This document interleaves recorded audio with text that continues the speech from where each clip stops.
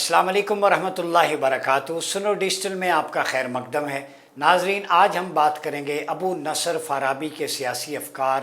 اس کا نظریہ ریاست گورننس کے افیئرس پہ، اور ہم جو یہ مسلم میڈیویل پولیٹیکل سائنٹسٹ ہوں، فلاسفرز ہوں، ان کے ساتھ سنو ڈیجیٹل آپ کو ریکنیکٹ کرنا چاہتا ہے تاکہ آپ اپنے درخشندہ ماضی کو جوڑیں، اور ہمارے جو پالیسی میکرز ہیں، اکیڈمیا ہیں، اسکالرز ہیں، اسٹوڈنٹس ہیں، انہیں پتہ چلے کہ مسلمانوں کی کیا خدمات رہی ہیں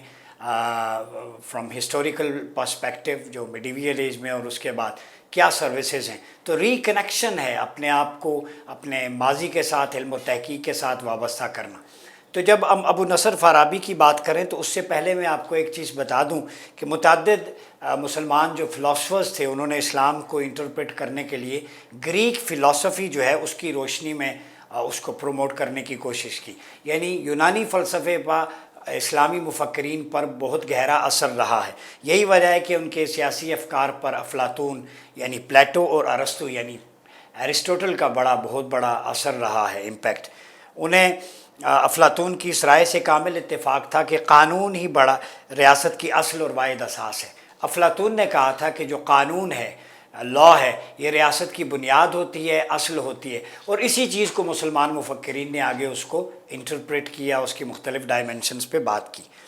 اور انہوں نے یہ نتیجہ نکالا کہ ریاست کی بنیاد سراسر شریعت پہ ہو اور وہ شریعت کی بالادستی پر یقین رکھتی ہو۔ یعنی مسلمان مفکرین نے یہ نتیجہ نکالا کہ قانون اگر ریاست کی بنیاد ہے تو اسلامی ریاست کی بنیاد قرآن و سنت ہے، ٹھیک ہے۔ یہ فکر ابو نصر فارابی کی بھی ہے، جو ہمارے آج کے جو گورننس سسٹم ہے اس کے لیے رول ماڈل ہے، ٹھیک ہے، اور وہ شریعت بالادست ہو، یعنی قانون جب بنیاد ہوگا تو اسلامی ریاست کا قانون کیا ہوگا؟ قرآن و سنت، اور وہی بالادست ہوگا، ٹھیک ہے۔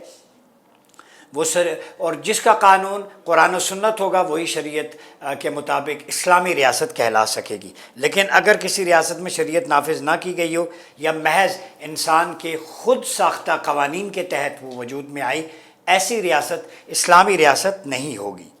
ٹھیک ہے، کلیتاً جسے اسلامی ریاست کہتے ہیں۔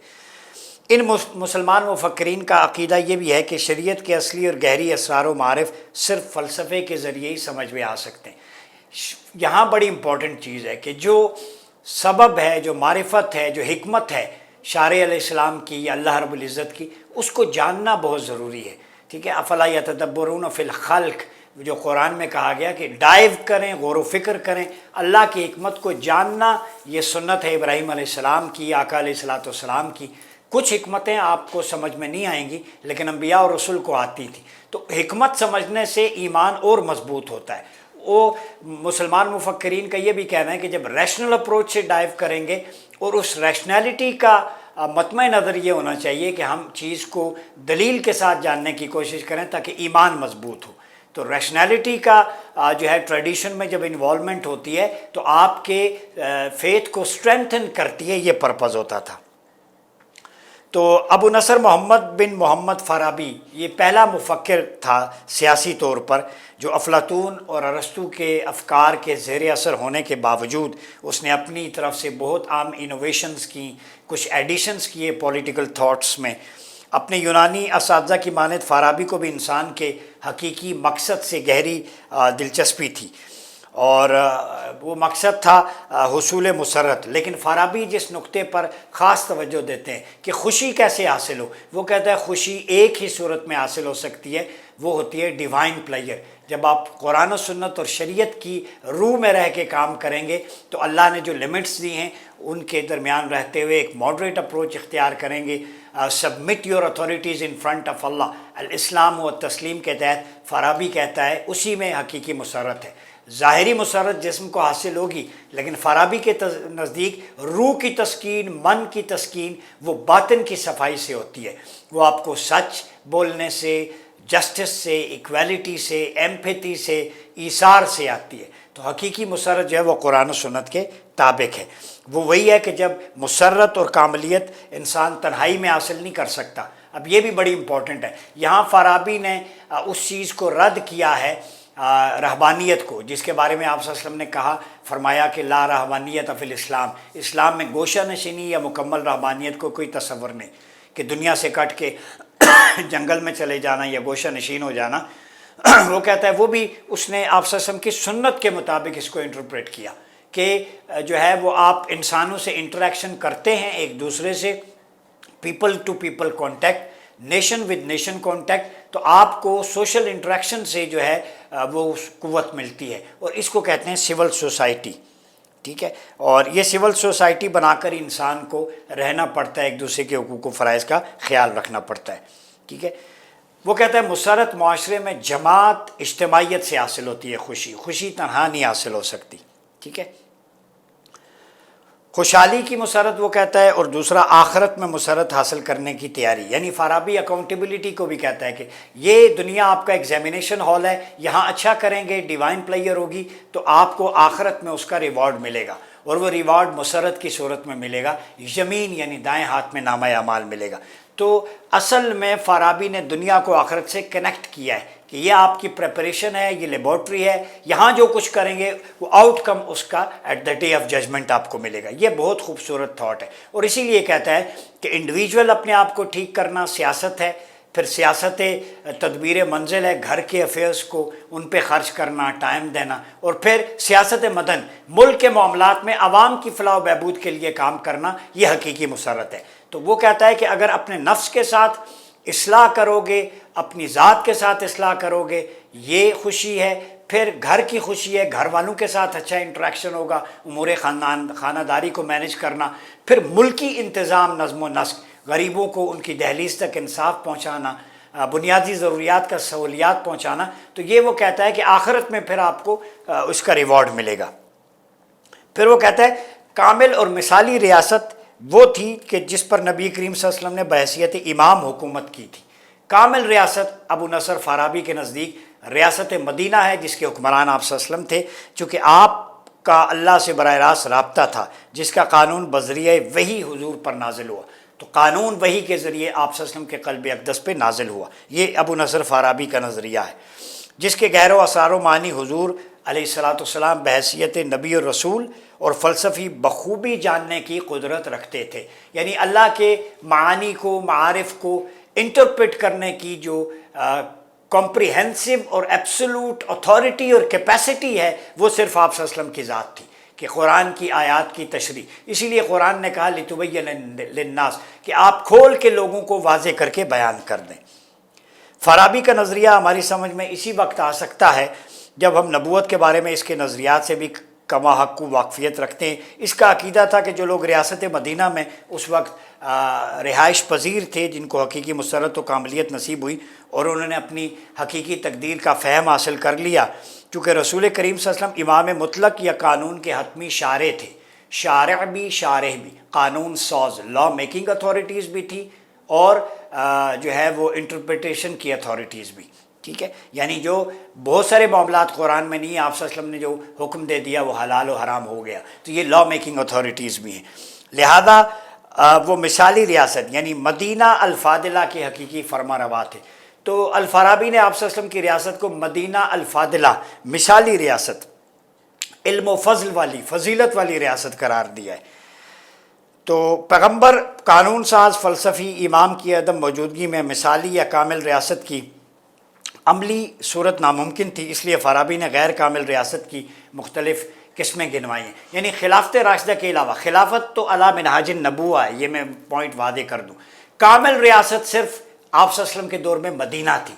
اور آپ کی کامل ریاست کے بعد اگر درجہ کمال کسی کا ہے وہ خلفائے راشدین کی خلافت راشدہ کا ہے، جو اعلیٰ منہاج النبوہ ہے، اسی لیے کامل ہے، چونکہ انہوں نے انہی گراؤنڈز کو، قرآن و سنت کو اور آپ صلی اللہ علیہ وسلم کے ماڈل کو کیری کیا ہے۔ لہذا فارابی کے نزدیک خلفاء کی حکومت بھی، گورننس بھی، وہ بھی کامل تھی، لیکن وہ دوسرے درجے کی کاملیت تھی۔ تو آپ صلی اللہ علیہ وسلم کی کاملیت ڈیوائن ایٹریبیوٹس کے ساتھ اللہ کے نبی اور رسول ہونے کی حیثیت سے تھی، خلفاء کی آپ کے خلفاء ہونے کی حیثیت سے تھی، یہ فرق ہے، ٹھیک ہے۔ وہ کہتا ہے کہ مزید کچھ ریاستیں جو زندگی کی بنیادی ضروریات کی کفالت کرنے تک محدود ہو خلفاء کے علاوہ، وہ ہے المدینہ الضروریہ، پھر ایک قابل نفرت، حقیر، خراب ریاست جو الشہوہ، ریاسہ الشہوہ، الدولہ الشہوہ جسے کہتے ہیں، جابرانہ ریاست التغلب، غصب سے ہو، جمہوری ریاست المدینہ الجمعیہ جو پاکستان ہے، مکار منافق ریاست، الفاسقہ المدینۃ الفاسقہ ناکام ریاست وہ کہتا ہے المبادلہ، اور گمراہ اور غلط کار ریاست الدلہ۔ یہ مختلف اقسام جو غیر کامل ریاستوں کی ہیں، اس کو اس نے جاہلیت سے تعبیر کیا ہے، اور ایسی ریاستوں کو فارابی کے نزدیک حقیقی مسرت حاصل نہیں ہوتی، اور الجمیہ ریاست کو اپنے مثالی یا مدینہ کے تصور کے قریب الفارابی خیال کرتے ہیں۔ غالب المدینہ الفاضلہ سے مراد اس کا مطمع نظر خلفائے راشدین کا دور تھا۔ تو یہ فارابی نے ارسطو کی جو تصانیف ہیں ان کی بھی پر بھی شرح لکھی ہے کہ صدیوں تک سند کے طور پر پیش کی جاتی رہی۔ وہ علم الطب کا ماہر تھا، ریاضی میں بیکن نے اس کی شاگردی کو تسلیم کیا۔ اس نے اپنی تصنیف میں احصاء العلوم میں متبادل سائنسوں پر تبصرہ کیا۔ اس کتاب کے 5 حصے ہیں جن میں علم کے مختلف شعبے، زبان، منطق، ریاضیات، طبی سائنس، سیاسی و معاشرتی اقتصاد پر بحث ملتی ہے۔ اس کی ایک اور تصنیف ارسطو کی آرگینن کی شرح ہے، جس سے استفادہ کرتے ہوئے روجر بیکن جو ہے وہ البرٹ میکس جو ہے انہوں نے اپنے نظریات قائم کی۔ اس کی الجمع بین رأس الحکمین، افلاطون و ارسطو، تالیس، السیرہ الفاضلہ، اور سیاست پر کتاب السیاست المدینہ پر جو عظیم ترین کتاب ہے، مبادئ الموجودات کا ایک حصہ ہے۔ یہ سب اس کی ذہانت کی غماز ہیں۔ پھر فارابی کی اور بھی جو کنٹریبیوشنز ہیں اس میں الموسیقی الکبیر، کتاب الاخلاق، اسماء والعالم، عقل، نفس، سیاست المدینہ، آراء المدینہ الفاضلہ، جوامع السیاسہ، اجتماعات المدینہ اور تحصیل السعادہ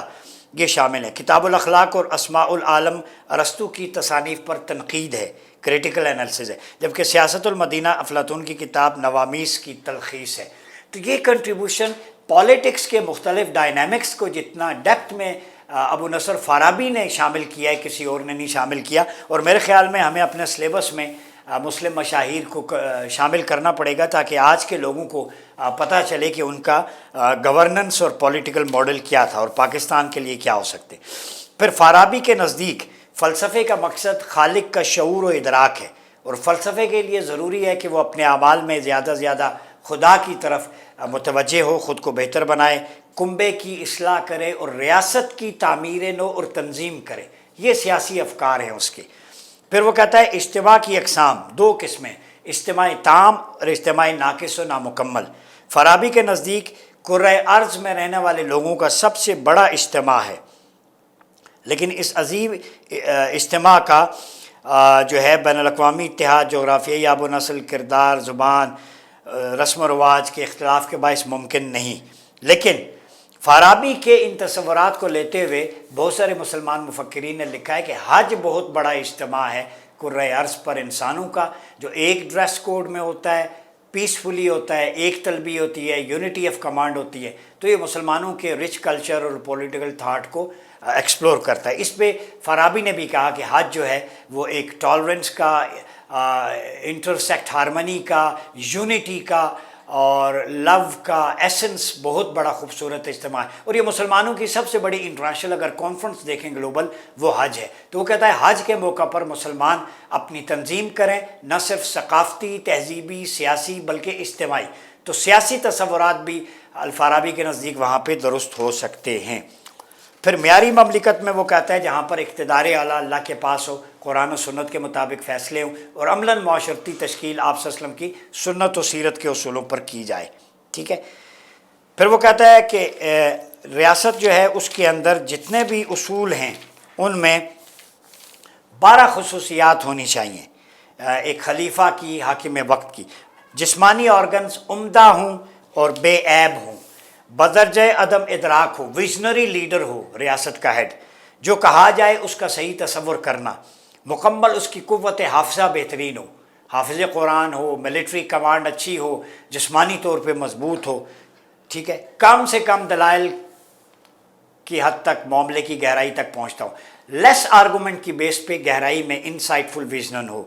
ٹھیک ہے، دوسروں کو اپنی بات پہنچانے میں art of expression and communication کا ماہر ہو۔ یہ ایٹریبیوٹس ہیں ہیڈ آف اسٹیٹ کے۔ شوخا مسخرہ پن نہ ہو، خواہشات پر قابو ہو،